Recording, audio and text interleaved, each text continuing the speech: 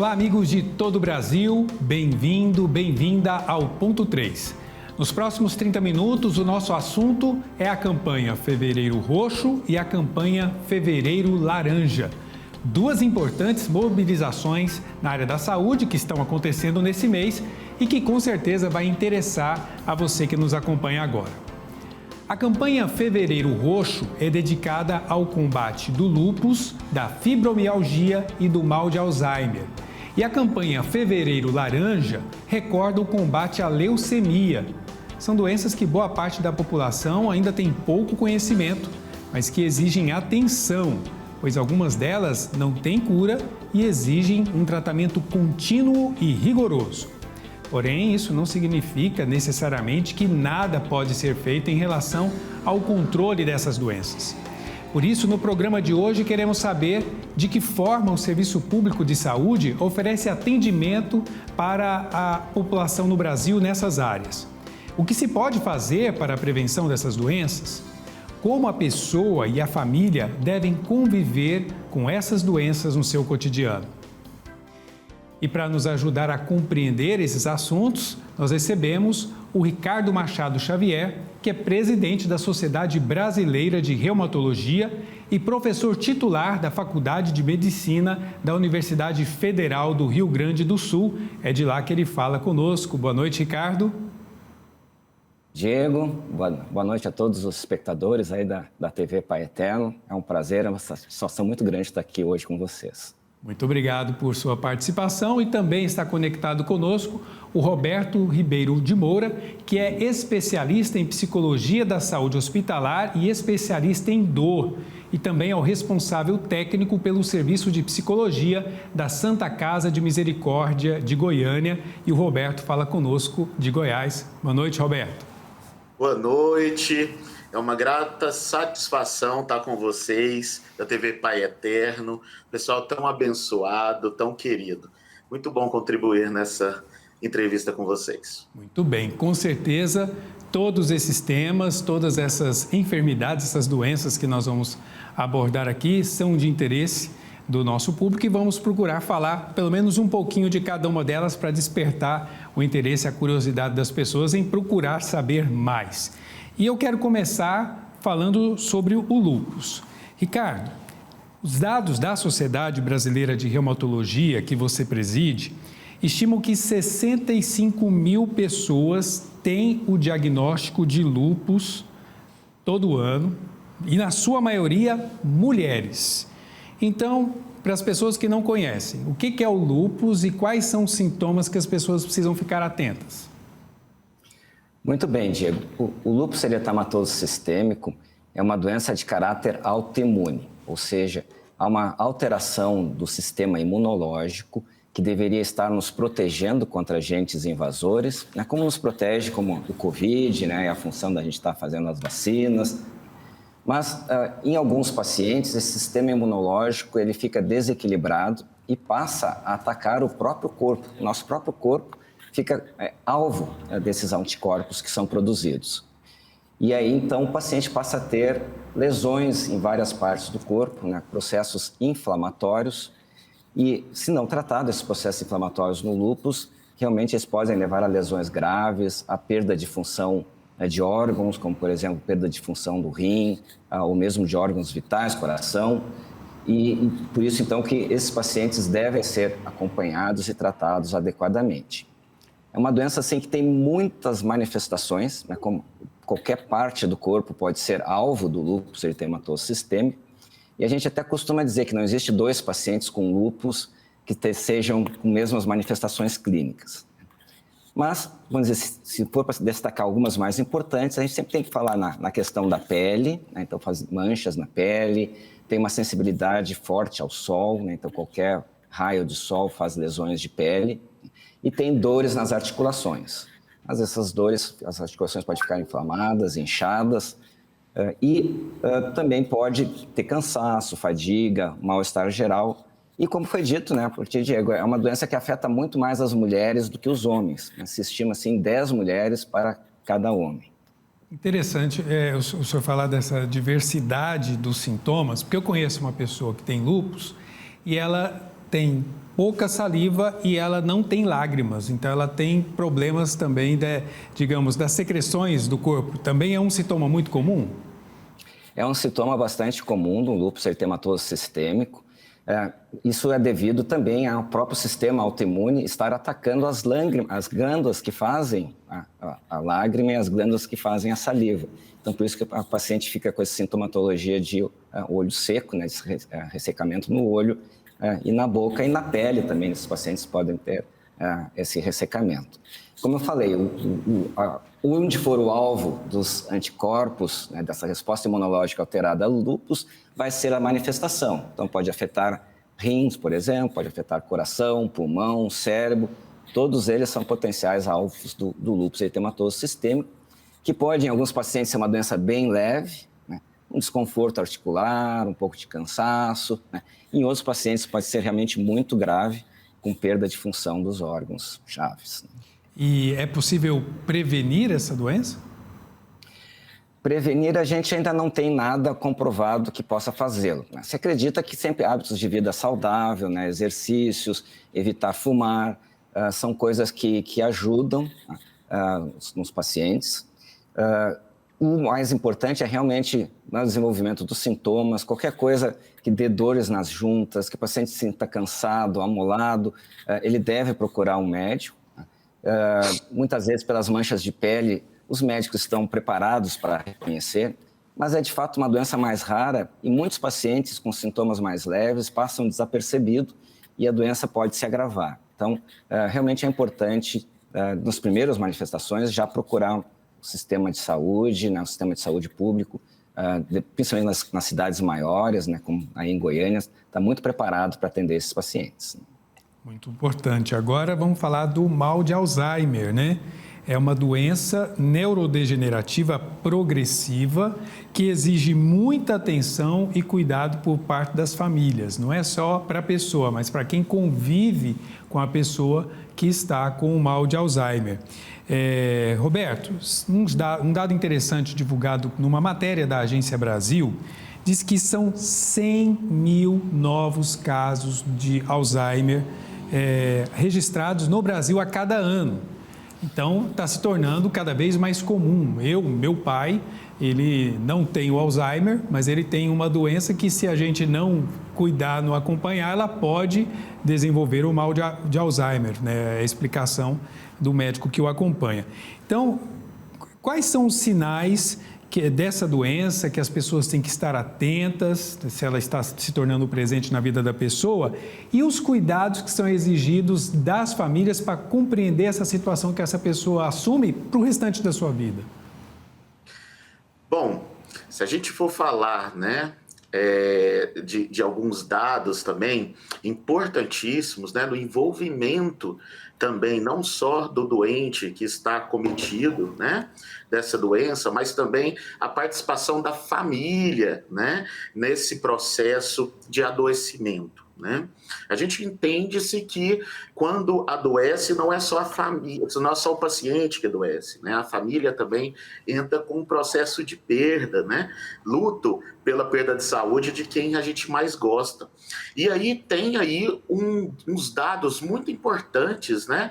De que 80% das famílias que cuidam, né, estão mais próximos desses pacientes que cometem aí uma doença crônica, né, são famílias que disparam aí o tipo de patologia emocional, né, como um transtorno de ansiedade, um transtorno depressivo. Então, a importância da gente também obter, né, esse cuidado também, né, de qualidade emocional, de enfrentamento dessas famílias para esses pacientes que também têm aí uma doença crônica, né? Então é importantíssimo a gente desenvolver o enfrentamento e o acolhimento também dessas famílias. Exato. Eu conheço uma família que as pessoas demoraram, inclusive, a perceber que aquele esquecimento, digamos que é o sintoma mais comum, que ele não é engraçado, né? Que a gente tem que aprender a lidar com isso, porque muitas vezes a pessoa que está com Alzheimer, ele vai tentar dissimular, disfarçar aquilo. E, na verdade, é uma condição que a própria pessoa passa por uma angústia muito grande ao perceber que ela está perdendo o domínio. E até uma pessoa falou assim, eu estou perdendo a minha história, né? Vai se esquecendo das coisas. Isso gera muita angústia, né? Gera muita angústia, né? A gente pode compreender, né, que essa perda funcional, né, essas perdas que vão tendo ao longo aí da evolução dessas doenças, são perdas que vão tirando a gente, né, daquela questão funcional do dia a dia, da rotina, e é muito importante, né, a gente educar. A gente fala que é psicoeducar tanto o paciente quanto a família, né? O paciente para ser acolhido, para saber lidar com essas perdas, o paciente tendo aí, procurando saber orientações médicas precisas, dar uma perspectiva futura para esse paciente, para ele se compreender e se entender no tempo dessas perdas, né? E também de certa forma, educar a família para que não acha, né, que essas perdas pode ser manha, né, do paciente, mas sim compreender que isso sim é um processo de doença e a gente precisa acolher como essa pessoa se encontra no momento. Outra doença que a campanha Fevereiro Roxo e a campanha Fevereiro Laranja chamam a atenção e querem chamar a sociedade para conhecer melhor é a fibromialgia. De cada 10 casos, de 7 a 9 atingem também mulheres. Assim como falamos do lúpus, a maior parte das pessoas que têm fibromialgia são mulheres. E é a doença da dor no corpo, é a doraiada, aquela dor quase que generalizada que não passa, né? E as causas, diz a literatura, são difíceis de serem identificadas. Então, gostaria que o Ricardo explicasse para as pessoas como é que é feito o diagnóstico da fibromialgia e como lidar com ela, como conviver com essa doença. Bom, a fibromialgia é uma outra condição clínica que, como tu disseste, Diego, ela é caracterizada por um quadro de dor generalizado.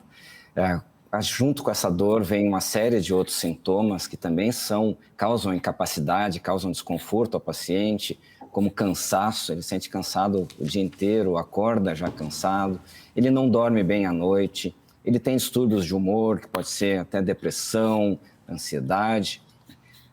E com isso, né, vai minando as energias e não sente uma capacidade até de trabalhar. Em casos, né, de agudização, pode até realmente ficar por algum tempo incapacitado. Então, um aspecto que a gente tem que ressaltar é que é um distúrbio de dor, fundamentalmente. Então, ele não tem dano nas partes do organismo. Então, o paciente sente dor, mas não tem nada errado na pele, na articulação, nos músculos, onde ele sente dor. O que está alterado nesses pacientes é o sistema de recepção do estímulo doloroso no cérebro. Então, o sistema nervoso central está hiperativo e passa a reconhecer sinais que não são normalmente dolorosos, como sendo dolorosos para esses pacientes. Existe uma faixa etária em que esses sintomas começam a aparecer? Pode afetar todas as faixas etárias, a gente já tem até crianças com fibromialgia, mas o mais comum realmente é a partir da segunda década de vida, né, desde a adolescência até a meia-idade, que são a faixa etária assim, mais comum. Ela é uma doença bastante prevalente, né, bastante frequente, como foi dito.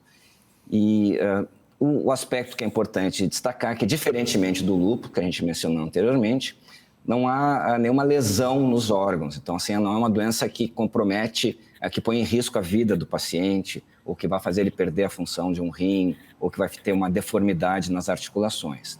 É realmente um distúrbio de dor, mas nem por isso ele não gera desconforto, ele não impacta muito realmente na qualidade de vida dos pacientes. Ou seja, a pessoa vai ter que conviver com essa condição e tentar amenizar os sintomas, né? Exatamente. Então, as nossas estratégias de terapia justamente são para tentar manipular esse quadro de dor, usando analgésicos, usando algumas medicações que afetam na transmissão da dor para o sistema nervoso central. E algumas coisas que são hábitos de vida e que realmente melhoram a fibromialgia, né? O principal deles é o exercício. A gente sabe fazer exercícios, recuperar um pouco do condicionamento aeróbico.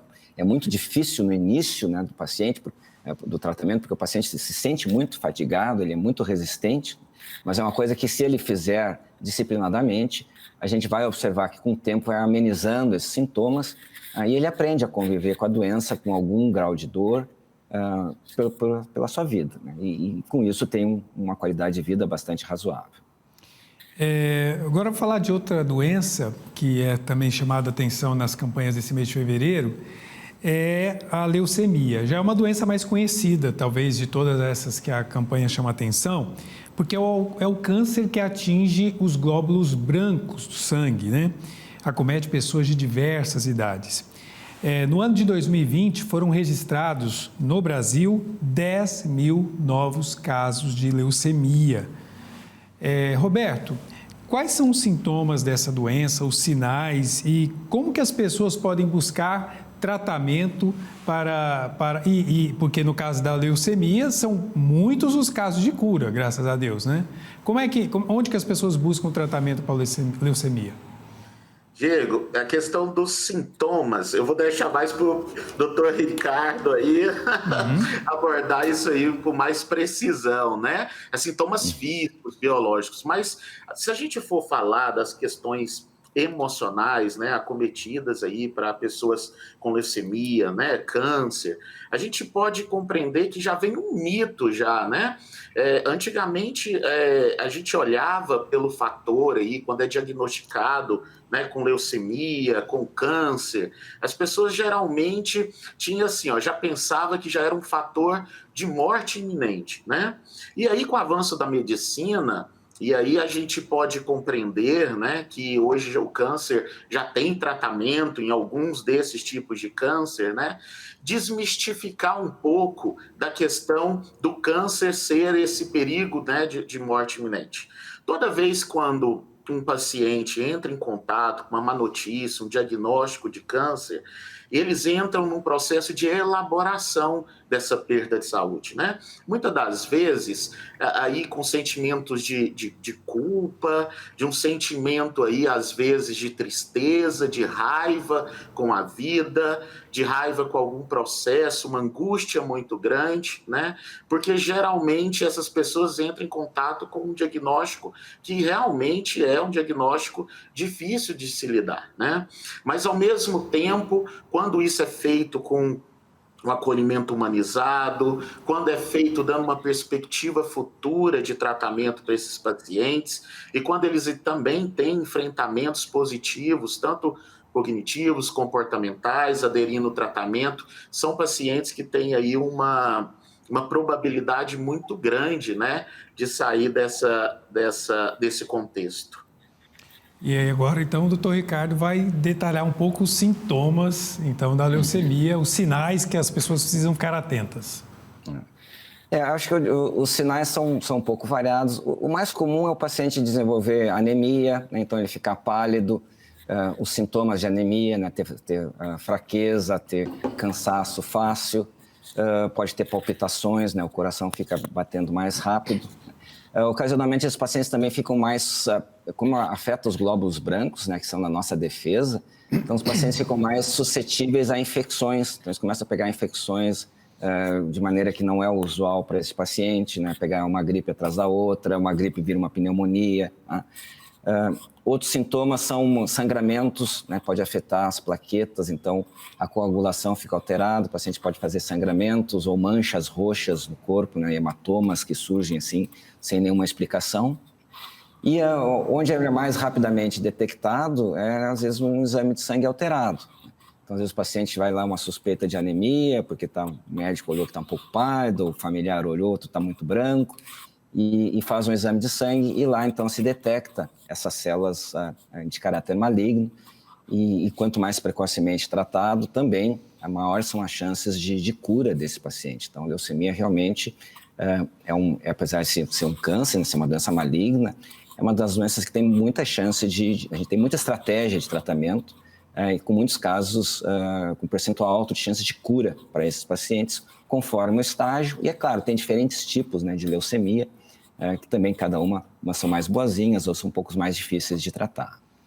E junto com as campanhas, né, do Fevereiro Roxo e do Fevereiro Laranja, que chama a atenção para todas essas doenças, para a prevenção, para o cuidado, para como conviver com elas, tem um convite muito importante para a doação de sangue e para a doação de medula óssea. E aí eu volto com o Roberto, que com certeza no hospital em que trabalha e em outras entidades lida diretamente com esses bancos de sangue e os bancos de medula óssea. Como é que tem sido a adesão das pessoas ou se ainda existe medo e preconceito com esse tipo de doação? Isso, Diego. Lá na Santa Casa nós temos o banco, né, de sangue. Nós estamos, né, já vou falar aí, pedindo a ajuda da população. Nós entendemos que nós estamos passando por uma fase muito difícil aí ainda, né, da pandemia, da Covid. Então, muitas pessoas estão resistentes a ir fazer essa doação. E também é muito importante, né, a gente perceber como que nós, né, cidadãos aí, já que a gente está falando aí de um ato humano, um ato de altruísmo, né? Poder dar um pouco do nosso tempo, um pouco da nossa história, da nossa vida, para que a gente possa contribuir com a história do outro, né? Doando medula, doando sangue, para poder contribuir. Então, eu faço um apelo aí a todas as pessoas que estão nos ouvindo, né? Que possam estar sensibilizados a poder fazer esse tipo de prática, na prática. Exatamente. A campanha Fevereiro Roxo, do combate ao lúpus, à fibromialgia e ao mal de Alzheimer. E a campanha Fevereiro Laranja, de combate à leucemia e de incentivo à doação de sangue e à doação de medula óssea. Agora, Ricardo, todas essas doenças têm atendimento, como você disse, na rede pública, de qualidade, inclusive, e em todo o país? Bom, em relação, principalmente essas doenças um pouco mais raras, né, como o lúpus eritematoso sistêmico, a atenção ela não é tão homogênea em todo o país, como a gente já deve ser facilmente compreensível. Então, realmente tem muitas áreas, principalmente da região norte, ou interiores da região nordeste, do interior do centro-oeste, ainda tem poucos especialistas em reumatologia, né, que é o especialista que trata o lúpus eritematoso sistêmico. Alguns pacientes também podem ser tratados por outras especialidades, como nefrologista, né? Mas realmente o mais importante nessas regiões é que o médico de atenção primária saiba identificar esses pacientes e tenha hospitais, redes para encaminhá-los. Então, de fato, o SUS, o Sistema Único de Saúde, atende esses pacientes em todo o país com variedades, né, de qualidade, de rapidez, conforme a região. Mas, em geral, a gente pode dizer que sim, né, os médicos, a gente faz campanhas por todo o país para treinar os médicos para reconhecimento das doenças reumáticas. Artrite reumatoide é uma outra doença que é muito prevalente, na faixa de 1%, mas o lúpus também. E a fibromialgia, que também é extremamente prevalente. E, assim, a fibromialgia ela pode ser tratada por outras especialidades, né, como pelo pessoal da dor, por exemplo. Então, ela tem vamos dizer, mais facilmente, né, de ter acesso ao médico que maneje. Exatamente. E todas essas doenças, como acho que fica muito claro, para resumir aqui a nossa conversa, a gente que cuida da própria saúde, tem rotina de cuidar-se, de fazer exames de rotina, tem condição de identificar no começo e de fazer o tratamento do começo delas e aprender a conviver quando se torna crônico, enfim, né? É possível manter a vida com qualidade, naquilo que é possível, né, apesar da enfermidade. Mas eu quero terminar o programa de hoje destacando um trecho da mensagem do Papa Francisco para o Dia Mundial do Enfermo, que é celebrado no dia 11 de fevereiro passado. Disse o Papa: o doente é sempre mais importante do que a sua doença e, por isso, qualquer abordagem terapêutica não pode prescindir da escuta do paciente, da sua história, das suas ansiedades, dos seus medos. Mesmo quando não se pode curar, sempre é possível tratar, consolar e fazer sentir à pessoa uma proximidade que demonstre mais interesse por ela do que pela sua patologia. Eu quero agradecer, então, a participação do Roberto Ribeiro Moura, do Serviço de Psicologia da Santa Casa de Misericórdia de Goiânia. Obrigado por sua participação. Boa noite. Boa noite, Diego. Boa noite a todo mundo da TV Pai Eterno. Boa noite, doutor Ricardo. Foi um prazer novamente estar com vocês. Sempre bem-vindo por aqui. Obrigado também ao presidente da Sociedade Brasileira de Reumatologia, doutor Ricardo Machado. Sempre bem-vindo também aqui na TV Pai Eterno. Muito obrigado, Diego, por essa oportunidade de estar falando na TV Pai Eterno, estar esclarecendo a população sobre essas doenças reumáticas que podem realmente afetar muito a qualidade de vida, mas que a gente tem hoje cada vez mais recursos para estar manejando e melhorando a vida desses pacientes. Muito obrigado pela participação, pelos esclarecimentos e obrigado também a você que acompanhou o programa de hoje. Até a próxima.